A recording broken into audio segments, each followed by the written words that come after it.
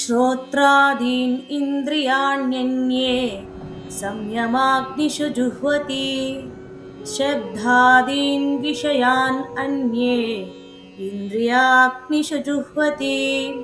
పద అర్థం చూద్దాం రండి.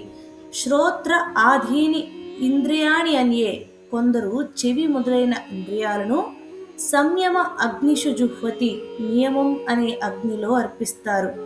శబ్ద ఆధీన్ విషయాన్ అన్యే, మరికొందరు శబ్దాది విషయాలను ఇంద్రియ అగ్నిషు జుహ్వతి, ఇంద్రియాల అగ్నిలో అర్పిస్తారు.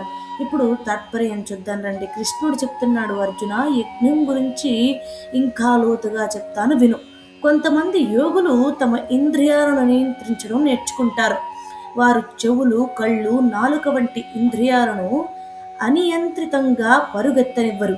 ఆ ఇంద్రియాలను సంయమం అనే అగ్నిలో అర్పిస్తారు, అంటే వాటిని తమ నియంత్రణలో ఉంచుకుంటారు. ఇంకా కొంతమంది ఇంకో విధంగా యజ్ఞం చేస్తారు అర్జున. వారు విషయాలనే నియంత్రిస్తారు.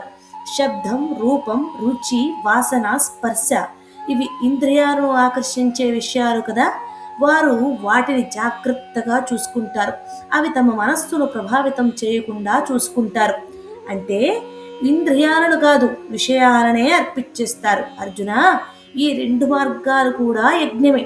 ఇంద్రియాలను నియంత్రించిన, విషయాలను నియంత్రించిన లక్ష్యం ఒక్కటే, మనస్సు మీద అధికారం పొందడం. ఎందుకంటే ఇంద్రియాలను జయించిన వాడే తన జీవితాన్ని జయిస్తాడు అని కృష్ణుడు ఇక్కడ అర్జునుడికి అలాగే మనకు కూడా ఉపదేశాన్ని ఇస్తున్నారు.